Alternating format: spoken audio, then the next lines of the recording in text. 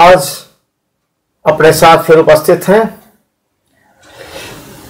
कर मामले के जानकार डॉक्टर श्री अजीत पाठक जी। स्वागत है आपका सर हमारे चैनल में। स्वागत है आपका। धन्यवाद आपका। ये कुछ साल पहले आपने हमारे चैनल पे एक साक्षात्कार में बताया था, नेताओं को जो चुनाव में पैसे उगाही किए जाते हैं नेताओं के द्वारा, नेता लोग जो चुनाव में पैसे लेते हैं, जिसको कि बाद में इस सरकार ने चुनावी बॉन्ड का नाम दिया था, जिसके खिलाफ आपने कोर्ट का भी दरवाजा खटखटाया था। और अब आपके उस दरवाजा खटखटाने का असर ये हुआ कि सुप्रीम कोर्ट ने भी आपके सुर के साथ सुर मिलाया है। क्या है पूरा मामला, बताएं सर। देखिए, सबसे पहली बात तो ये आप जानें कि ये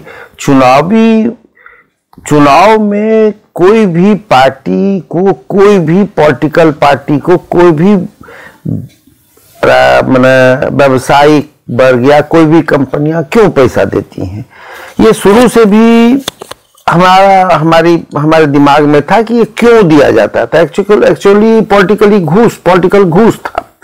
तो हमने इसके लिए 13 में एक इनकम टैक्स का एक्ट है TGGB, उसके खिलाफ मैंने एक PIL लाया था और उसमें हमने 2-3 बातें उठाई थी। और उसमें सबसे पहले था कि कैश का जो 20,000 रुपये का था कि 19,999 तक लोग इसमें चंदा देंगे, उसके लिए कोई रसीद नहीं दी जाएगी। तो हमने जब पता इसमें PIL किया और RTI से सब पॉलिटिकल पार्टी से इंफॉर्मेशन जब मांगा, तो हमको ये पता लगा कि करोड़ों रुपयों का घपला ये सब पॉलिटिकल पार्टियां अपने पैसे को, वो जनता का पैसा दिखा के वो करती हैं। सरकार को हमने जब प्रमाण दिया तो सरकार ने हमारे पक्ष में फैसला दिया। फिर उसी फैसले के आधार पर 2016 के बजट में सरकार ने वो अमेंड कर दिया, उसको 20,000 को वो 2,000 तक की लिमिट को ले आया। वहां भी घपला किया। फिर उसने क्या कि चुनावी बॉन्ड की घोषणा कर दी। चुनावी बॉन्ड में कहा यह गया कि जैसे आप NSC खरीदते हैं, उसी तरह आप स्टेट बैंक से चुनावी बॉन्ड खरीद लीजिए, उसका टाइम लिमिट स्टेट बैंक से खरीदिए आप, और उस पैसे को आप किसी को भी दीजिएगा लेकिन छूट मिलेगा आपको। यानी मान लीजिए कि अगर टाटा ने 1,000 रुपये कमाया, अगर 1,000 का वो चुनावी बॉन्ड खरीद लेता है, इलेक्ट्रल बॉन्ड खरीद लेता है, और वो सारा पैसा भाजपा को या कांग्रेस को दे देता है, तो उसको टैक्स नहीं देना पड़ेगा। तो ये चुनावी बॉन्ड लाने से एक सबसे बड़ी बात होगी कि जनता समझ ही नहीं पा रही थी कि किसने पैसा किसको दिया। तो और भी एक उहापोह की स्थिति हो गई थी। आप घूस दे रहे हैं को टाटा या बिरला या कोई बड़ी बड़ी कंपनी या अंबानी है, ये क्यों पैसा भाजपा को, सबसे इस बार जो रिकॉर्ड आया है उसमें सबसे ज्यादा भाजपा को पैसा मिला है, क्योंकि सत्ता में जो रहता है उसी को घूस दिया जाता है। और वो घूस है, ये चंदा है नहीं, बिल्कुल चंदा का नाम है, गलत घूस है। और अब तो सुप्रीम कोर्ट ने साफ साफ कहा कि अवैध है, ये होना ही नहीं चाहिए था। हम लोगों ने, हमारी जो बहुप्रतीक्षित मांग थी उसको सुप्रीम कोर्ट ने माना और इसको उसने गलत किया। अब ये प्रक्रिया बंद हो जाएगी। अब देखिए अगला क्या सरकार क्या कदम उठाती है, अपने राजनीतिक घूस लेने के लिए क्या उपाय करती है। सर, ये जो पॉलिटिकल पार्टियां पैसे इकट्ठा करती है, तो टैक्स का जो प्रावधान है, इनकम टैक्स एक्ट का जो प्रोविजन है, उसमें चैरिटेबल ऑर्गेनाइजेशन के लिए डोनेशन का प्रावधान है। तो पॉलिटिकल पार्टी के लोग कौन सा चैरिटेबल वर्क करते हैं? देखिए, एक सेक्शन 80G, वो आप 80G में इंस्टीट्यूशंस या NGOs जो भी है वो 80G में डिडक्शन उनको मिलता है। इनकम टैक्स एक्ट 1961 में 80G में 80G भी पॉलिटिकल पार्टी और कारपोरेट के लिए ही वो सेक्शन है, और वो सेक्शन इसी के लिए बनाया गया था कि पॉलिटिकली घूस दिया जा सके और बढ़िया से लिया जा सके और उसका कोई हिसाब देने की जरूरत नहीं पड़ेगी उसके लिए। सर, सेक्शन 80G के तहत जो भी एग्जेम्पशन मिलता है वो तो 50% है। वो 50% है, वो 50% है, लेकिन इसीलिए ना 80G भी उन्होंने बनाया जिसमें 100% एग्जेम्पशन है। इसमें सबसे बड़ी बात है कि ये सेक्शन, और इसमें एक ये काम किया कि पहले कैश था, अब उसने क्या किया कि नहीं, वो स्टेट बैंक में खरीदेगा और जिसको चाहे वो दे सकता है। और उसके साथ एक सबसे बड़ी बात थी कि आप उसको आरटीआई में पूछ नहीं सकते हैं कि आपको किसने दिया है, ना वो बताने के लिए बाध्य है, ना आपको जानने का अधिकार है। सर, स्टेट बैंक में जो भी कैश डिपॉजिट होता है या चेक डिपॉजिट होता है या किसी भी तरह के इंस्ट्रूमेंट की खरीदारी होती है, तो क्या उसका रिकॉर्ड बैंक के पास नहीं होता है? रिकॉर्ड तो बिल्कुल रहता है, लेकिन देखिए ना, अभी जो सुप्रीम कोर्ट ने मांगा है, तो देखिए 30 जून को डेट मांग रहा है। ये सारा घालमेल करने की, अब वो अगर अभी देखिए, अभी भाजपा को इसमें दुख इस बात के लिए भाजपा को होगा कि अगर वो नाम आ जाएगा कि सबसे ज्यादा चंदा उसको मिला है तो जनता में उसकी छवि खराब हो जाएगी। इसलिए ऐसा कहा है कि 30 जून तक का डेट, जब इलेक्शन खत्म हो जाए तब वो इंफॉर्मेशन देगा। सुप्रीम कोर्ट ने उसमें अर्जी लगाई है स्टेट बैंक ने कि हमको 30 जून तक का डेट दिया जाए। ये सब तो जब रिकॉर्ड अवेलेबल है तो फिर देने में क्या अर्ज है?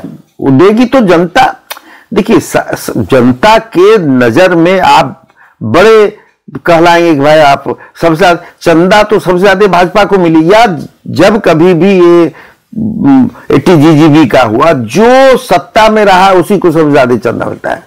और चंदा मिलने का मतलब है कि सबसे बड़ा पॉलिटिकल घूस है वो, और पॉलिटिकल घूस को अब तो वो बिल्कुल सुप्रीम कोर्ट ने भी यही कहा कि क्यों चंदा लोग देगा लोग, और जनता और जरा सा भी क्लियरिटी नहीं है ना। एक जो होना चाहिए ट्रांसपेरेंट होना चाहिए ट्रांजैक्शन, कोई ट्रांसपेरेंट ट्रांजैक्शन नहीं है, और हम आम जनता जान भी नहीं सकते हैं कि किसने कब चंदा दिया, क्यों चंदा दिया। तो ये तो पूरा इकोनॉमी के साथ खिलवाड़ है। आज इस मुद्दे पर जो बोलेगा उसको देशद्रोही लोग कहेगा।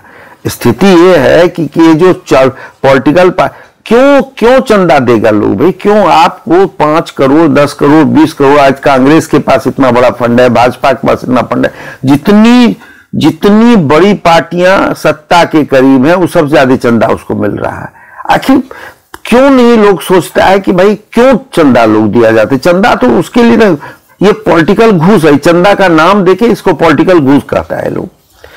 तो ये दान और चंदा, दान का, चंदा का, दक्षिणा का, सबका तो अलग अलग विवरण है अपने पहले के धर्म ग्रंथों में, राजनीति शास्त्रों में। चंदा किसको कहते हैं, दक्षिणा किसको कहते हैं, तो ये लोग तो उसमें किसी पे भी खड़े नहीं उतरते हैं। बिल्कुल, मैंने आप हमारा 10,000 करोड़ का प्रोजेक्ट पास कर दीजिएगा, 10 करोड़ आपको हम दे देंगे। ये तो बिल्कुल इसमें इसे शुद्ध तौर पर कहीं ना दान है, इसमें तो कोई दान की भावना होती है। दान की भावना में होती है कि लोग कोई उससे उम्मीद नहीं करता, कोई रिटर्न की उम्मीद नहीं करता है। दान कोई दिया रहता है, दान में उम्मीद नहीं होती है कि हमको कोई रिटर्न दिया जाए। यहां दान तो है नहीं, वहां तो 10,000 का प्रोजेक्ट है, उसमें 10 करोड़ रुपया आपको मिल जाएगा। That is commission. और क्या, इसको कुछ नहीं कर सकते, इसको है ही नहीं। कहीं भी इस मामले में ईमानदारी और कहीं भी पारदर्शिता इसमें नहीं बताई गई है। तो क्या आपको लगता नहीं कि भारत के जितने भी पॉलिटिकल पार्टी के लोग हैं वो 99.99% करप्ट और बेईमान है? हाँ, करप्ट। अब ये जो व्यवस्था है, इस जो राजनीतिक व्यवस्था है, इसमें अगर वो करप्ट नहीं होंगे तो यहाँ वो चल नहीं सकते। वो यहाँ 3 चीज चाहिए किसी भी पॉलिटिकल पार्टी, किसी भी चुनाव को जीतने के लिए यहां 3 चीज चाहिए, 3 C चाहिए, कैश, क्रिमिनल और कास्ट। ये 3 अगर आप नहीं है आपका, तो आप कोई भी चुनाव जीत नहीं सकते। मतलब कोई भी शरीफ व्यक्ति चुनाव में न खड़ा हो सकता है न चुनाव जीत सकता है। आप अभी का रिकॉर्ड देखिए ना कि 77.87% लोग, अपराधी लोग संसद में हैं। अब आप इससे पता लगा जाएगा कि कोई अच्छे लोग कितने आते हैं यहां। तो आज की जनता भी तो दलदल में फंसी हुई है ना। नहीं, उसको कोई विकल्प नहीं है। कोई दलगत आधार पे जब चुनाव जाति देखकर वोट दिया जाता है, दल को देखकर वोट दिया जाता है। सर, वर्तमान समय में जो भारत की इकोनॉमी है, आप टैक्स प्रैक्टिशनर हैं, टैक्स के अच्छे जानकार हैं, इकोनॉमिक्स के जानकार हैं, जो वर्तमान भारत की आर्थिक स्थिति है, ये ढिंढोरा पीट रहे हैं कि मैं वर्ल्ड का सबसे बड़ा इकोनॉमी बन गया हूं। क्या कर्ज लेकर बड़ी इकोनॉमी बन सकती है क्या? देखिए, आंकड़ों के मकर जाल में मैं नहीं फंसता हूं। आंकड़े, कोई भी आंकड़े, चाहे सरकारी हो गैर सरकारी हो, अब वो आंकड़े विश्वासप्रद नहीं रहे। और वो विश्वासप्रद, अब मैं काम जहां तक देखता हूं, मेरी स्थिति में जहां तक देख रहा हूं, सरकार की प्रगति का जो आंकड़ा है जीडीपी से, अब जीडीपी में भी कुछ लोग कहते हैं कि ये जीडीपी घटा है, कुछ कहते हैं बढ़ा है। मैं वहां नहीं जानना चाहता हूं। मैं इस व्यवस्था से, जो राजनीतिक व्यवस्था आज है, उसमें अच्छे लोग क्यों नहीं आते हैं, इस पर विचार करने की जरूरत है। सबसे बड़ी बात देश में है कि अच्छे लोग क्यों राजनीति में नहीं आना चाहते हैं, या तो उन लोग सरवाइव नहीं कर पाएंगे। अब आप बताइए, एक बड़े राजनीतिक दल के एक लोग हमारे पास आए थे, उन्होंने कहा कि भाई वोट तो बने, 2 चीज उन्होंने बड़ा, जनतंत्र के लिए जो सबसे बड़ा खराब चीज उन्होंने कहा कि मैंने बेटी और वोट जात को ही देंगे हम लोग। तो इस जो जहां का ये कंसेप्ट हो नेताओं का, तो फिर वहां जनतंत्र का कोई मतलब है? मतलब जो जनता जो सरकार चलाती है, वो भी अपने जातियों के आधार पर चलाती है। जिसकी संख्या ज्यादा होगी तो बात आप सुन ही रहे हैं कि जिसकी जिनकी जनसंख्या होगी उतनी उनकी हिस्सेदारी होगी। ये तो सर ऐसा ही कुछ वर्ष पहले लेबनान में हुआ था। लेबनान उस समय ईसाई राष्ट्र था और आज इस्लामिक स्टेट बन गया।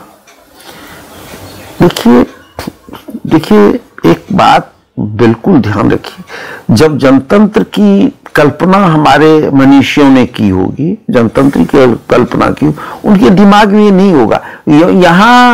यहाँ आपकी योग्यता की कोई कीमत नहीं। आप कितनों योग्य हो, अगर आपके पास और कुछ चीज ना हो तो आपकी योग्यता की कोई कीमत नहीं। आप सबसे बड़ी बात राजनीतिक लोगों में देखिए ना, वंशवाद। इस अभी ये जो वंशवाद है, ये क्या है? ये राजतंत्र का ही एक रूप है भाई। जो लोग पहले राजा थे, उनका राजा का बेटा राजा, आज भी वही हाल देख लीजिए। कोई भी पॉलिटिकल पार्टी, कोई भी इसे अछूता नहीं है। इस व्यवस्था में जब तक व्यवस्था परिवर्तन नहीं होगा इस देश में, तब तक इस देश का भगवान ही मालिक है। तो सर, इन पे अंकुश लगाने के लिए और क्या कार्रवाई की जा सकती है? आपके स्तर पे क्या हो रही है? देखिए, अंकुश लगाने के लिए हम लोग जो कर सकते हैं, राजनीति कानूनी जो हम लोग कर सकते हैं वो हम कर रहे हैं। लेकिन जब तक जनता के विचारशीलता को नहीं बदला जाएगा, जनता जब तक नहीं समझेगी कि ये इन पॉलिटिकल पार्टियों से देश का भला नहीं होने वाला है, तब तक इस व्यवस्था का परिवर्तन नहीं हो सकता है। व्यवस्था में परिवर्तन जब तक नहीं हो, तब तक इस देश का कल्याण नहीं हो सकता है। क्या ये आज के दिन में पॉलिटिकल सिस्टम को आप देख ही रहे हैं, आपका न्यायिक प्रक्रिया जो है वो भी तो भगवान के भरोसे है। में व्यवस्था परिवर्तन का मतलब है कि सब चीज मैंने विधायिका में परिवर्तन, न्यायपालिका में परिवर्तन, कार्यपालिका में परिवर्तन, मेरा मेरा मैंने संपूर्ण जब तक परिवर्तन नहीं होगा इस देश का कल्याण होना हो ही नहीं सकता है। वर्तमान जो राजनीतिक दल हैं, जनता के मेन मुद्दे जो हैं उनसे ध्यान भटकाकर ये अलग अलग मुद्दों की ओर केंद्रित कर देते हैं।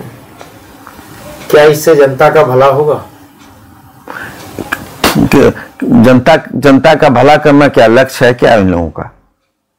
मतलब जैसे पिछली बार नीतीश जी के समय में मैंने कहा था कि कुछ भी हो जाए, बिहार कितना भी गर्त में चला जाए, मुख्यमंत्री तो नीतीश जी ही रहेंगे। तो आप नेताओं का चरित्र आप जानते हैं, इतने दिन से देख रहे हैं, इसलिए आपने कहा नेताओं का चरित्र तो मैंने क्या कहते हैं, मौसमी हवा की तरह बदलता है। उन लोगों को क्या करना है? उन लोगों को मुख्यमंत्री रहना, चाहे कुछ भी, कोई नीति और कोई सिद्धांत तो होता नहीं। नेताओं के पास तो नीति सिद्धांत होता नहीं है। जो जहां मौका मिले, कल तक जो कांग्रेस के 50 साल के सिपाही हैं वो आज राजद में है, आज वो जनता दल में, भाजपा में है। तो ये तो कुछ नेताओं से उम्मीद ही मत कीजिए कि वो चरित्र की बात करेंगे। आज के जो नेता हैं वो जहां तक लगता है कि इन्हें न तो राष्ट्र की परवाह है न समाज की परवाह है, सिर्फ कुर्सी और अपने परिवार की परवाह है। सर्वविदित है। इसमें आप देख रहे होंगे, आपकी स्थिति आप देख रहे होंगे कि हर नेता मंच से अपने बेटों की तारीफ के लिए कर रहा है। भाई फले आप किसी भी नेताओं को देख लीजिए, चाहे वो लालू यादव हो, चाहे वो अमित शाह हो, चाहे वो कोई भी हो, सब लोग पुत्र मोह में इतने अंधे हैं कि उनको राष्ट्र का कोई जरूरत नहीं। राष्ट्र गर्त में जाए उनसे उसको कोई मतलब नहीं।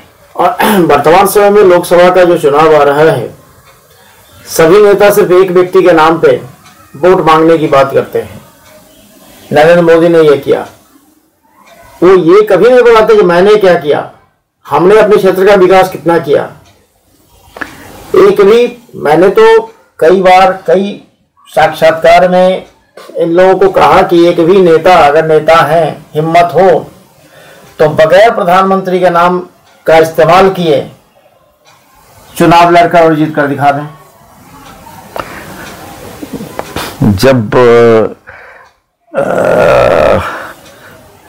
कुएं में भंग पड़ जाए तो फिर क्या मैं किसी का नाम नहीं लेना चाहता हूं, लेकिन क्या व्यवस्था है यहाँ, व्यक्तिवादी इतनी व्यवस्था है, व्यक्तिवादी लोग इतने हैं कि यहाँ आप देखिए झंडाओं पर, राजनीतिक दल के झंडा पर व्यक्ति का फोटो लगता है। ये दुर्भाग्य नहीं तो क्या है?